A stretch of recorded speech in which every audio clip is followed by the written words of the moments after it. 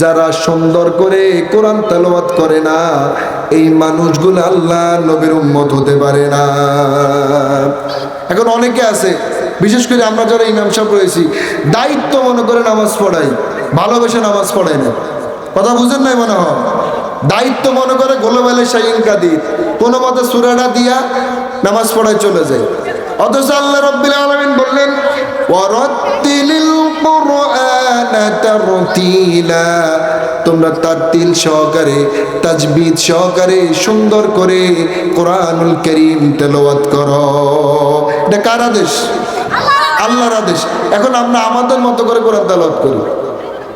এই জন্য আল্লাহ নবী বললেন রুব্বাতালিল কুরআন ওয়াল কুরআনু ইয়ালানু, তোমাদের মধ্যে এমন কিছু কোরআন পাঠক রয়েছে যারা সওয়াবের আশায় কোরআন তেলাওয়াত করে, অথচ এই কোরআন তাদেরকে অভিশাপ দেয়। তাদেরকে অভিশাপ দেয় যারা তাজবিদ অনুপাতে কোরআন তেলাওয়াত করে না। 14 নম্বর হচ্ছে যে আলেমকে সম্মান করে না। এটা হচ্ছে ওয়ায়ারিফুল আলিমিন হাক্কাহু, যে আলেমকে সম্মান করে না, আল্লাহ নবী বললেন এও আমার উম্মত না। আল উলামা ওয়ারাসাতুল আম্বিয়া, আলেমগণ হচ্ছেন নবীগণের ওয়ারিস, এই জন্য আমরা তাদেরকে সম্মান করব। তবে সব আলেমকে আবার সম্মান করা যাবে না।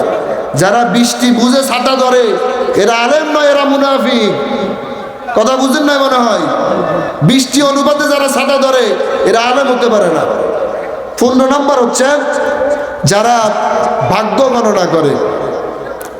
বানরের কাছে গিয়ে হাত দেখায় এমন মানুষ আছে না নাই? বানর কথাই বলতে পারে না, ভাগ্য বলবো কি?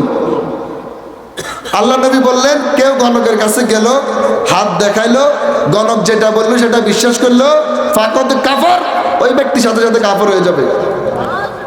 গায়েব জানেন কে? কে কে বলেন? আল্লাহ। তাহলে আমরা ভাগ্য গণনা করব? ভাগ্য পরিবর্তনের জন্য দোয়া করব।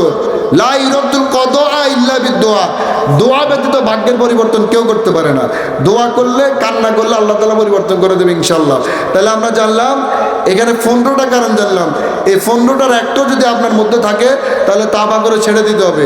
আল্লাহ তাআলা আমাদের সকলকে রাসূল কারীমের খাঁটি উম্মত হওয়ার